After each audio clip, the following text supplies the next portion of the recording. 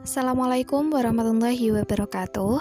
Selamat pagi adik-adik kelas 11 dimanapun kalian berada. Pagi ini kita akan berbagi ilmu tentang pengaruh gerakan pembaharuan Islam di Indonesia dalam mata pelajaran sejarah kebudayaan Islam. Seperti biasa akan ada kejutan di video ini, jadi pastikan kalian menyimak video ini sampai akhir ya. Pada pertemuan sebelumnya, kita sudah membahas tentang gerakan pembaharuan Islam di dunia. Nah, pada kesempatan kali ini, Kak Wiwit mau bertanya, kira-kira masih ingat tidak sama materi sebelumnya? Adik-adik kelas 11, pada materi sebelumnya kita sudah membahas materi tentang tokoh-tokoh pembaharuan Islam. Salah satunya ada Jamaluddin Al-Afghani dari Afghanistan. Beliau ini terkenal dengan gagasannya pan-islamisme atau solidaritas Islam. Pertanyaannya, apa yang melatar belakangi Jamaluddin Al-Afghani memberikan gagasan pan-islamisme dalam ide pembaharuannya? Apa? Ayo jawabannya apa? Oke, boleh disimpan dulu pertanyaannya atau di stop video ini dan cari jawabannya dulu. Kalau sudah ketemu jawabannya, bisa dilanjutkan nonton video ini. Oke, kembali ke materi. Tahukah kamu bahwa gerakan pembaruan Islam di Indonesia mulai muncul di awal abad ke-20 Masehi? Pengaruh gerakan pembaruan Islam yang sudah berlangsung di Timur Tengah secara perlahan memberikan pengaruhnya di Indonesia. Pembaruan di Indonesia tidak banyak dipengaruhi oleh pembaruan luar negeri, namun lebih banyak dipengaruhi oleh nasionalisme kebangsaan. Secara umum, munculnya pembaruan Islam di Indonesia merupakan wujud respon terhadap kondisi bangsa Indonesia yang sedang mengalami invasi politik, kultural, dan intelektual dari Barat. Atau bisa dikatakan bahwa ketika Indonesia dijajah oleh Barat, secara keseluruhan aspek kehidupan dari aspek politik, kebudayaan, kekayaan alam, bahkan sampai pendidikan, lambat laun muncul kesadaran anak bangsa untuk melakukan gerakan pembaruan. Adapun pembaruan di Indonesia ini banyak diwujudkan dalam bentuk pendidikan. Kenapa demikian? Karena lembaga pendidikan merupakan media yang paling efektif untuk menumbuhkan gagasan-gagasan baru. Oleh karena itu, gerakan pembaruan Islam di Indonesia dipelopori oleh tokoh-tokoh organisasi keagamaan dan sosial. Di antaranya, yang pertama ada Hadratus Syekh Kiai Haji Hasyim Asy'ari. Beliau adalah tokoh pendiri dari organisasi Nahdlatul Ulama.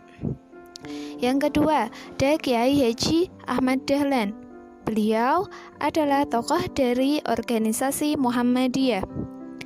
Yang ketiga, ada Haji Ahmad Suskati. Beliau adalah tokoh dari Al-Irsyad. Yang keempat, ada Zamzam. Beliau adalah tokoh dari organisasi Persis atau Persatuan Islam. Dan yang kelima, ada Hos Cokro Aminoto. Beliau adalah tokoh Syarikat Islam. Nah, Syarikat Islam ini dikenal dengan ide-ide pembaruan Islam dari anak benua India. Nah, para tokoh tersebut banyak belajar ilmu agama di Indonesia dan menimba ilmu di Makkah.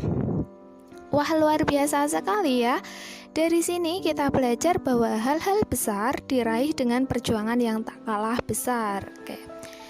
Next, pembahasan selanjutnya, bagaimana kemudian ide-ide pembaruan dari luar bisa masuk ke Indonesia? Jawabannya yaitu ada beberapa jalur, di antaranya yang pertama, jalur haji dan mukim. Tokoh-tokoh umat Islam di Indonesia ini memiliki kebiasaan atau semacam tradisi di mana ketika mereka menunaikan ibadah haji, mereka juga bermukim sementara waktu untuk menimba dan memperdalam ilmu keagamaan atau pengetahuan lainnya. Nah, sehingga ketika kembali ke tanah air, kualitas keilmuan mereka semakin meningkat. Nah, karena demikian tak jarang mempengaruhi orientasi pemikiran dan dakwah para ulama di tanah air. Yang kedua, ada jalur publikasi. Jalur publikasi ini berupa jurnal atau majalah-majalah yang memuat ide-ide pembaruan Islam, baik terbitan Mesir maupun Beirut. Nah, dan ini menarik cendekiawan Muslim Indonesia untuk menerjemahkannya dalam bahasa Indonesia maupun lokal. Yang ketiga, ada peran mahasiswa yang sempat menimba ilmu di Timur Tengah. Bisa dikatakan bahwa gerakan pembaruan Islam awal di Indonesia hampir merata adalah alumni pendidikan Timur Tengah. Jadi itu ya jalur-jalur masuknya ide pembaruan Islam dari luar ke Indonesia.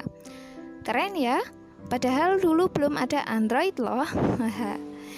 Oke, dari jalur masuknya ide pembaruan tersebut, akhirnya di Indonesia ada gerakan-gerakan pembaruan Islam juga yang dibagi menjadi dua kelompok. Yang pertama, yaitu kelompok tradisional konservatif. Kelompok ini cenderung menolak westernisasi atau pembaratan dengan dasar melestarikan tradisi-tradisi yang bercorak lokal. Kelompok ini rata-rata dari kalangan ulama, tarekat, dan penduduk pedesaan. Yang kedua ada kelompok reformis modernis. Kelompok reformis modernis bisa dikatakan bahwa ini kebalikan dari kelompok yang pertama ya. Adapun maksud dari gerakan ini adalah gerakan ini berupaya mengejar ketertinggalan agar terhindar dari kejumudan dan kelatar belakangan tanpa meninggalkan Al-Quran dan As-Sunnah. Gitu ya. Jadi itu keterangan dari materi gerakan pembaruan Islam. Nah, setelah kalian menyimak materi tersebut, ada satu pertanyaan. Jelaskan jalur masuknya ide-ide pembaruan di Indonesia. Oke, silakan disimak. Silakan dicari jawabannya. Dan kemudian silakan kerjakan atau tulis di komentar pribadi masing-masing di Google Classroom SKI. Jadi itu yang kita pelajari hari ini, semoga bermanfaat dan mendapatkan berkah dari Allah SWT. Sekian dari saya, Assalamualaikum warahmatullahi wabarakatuh.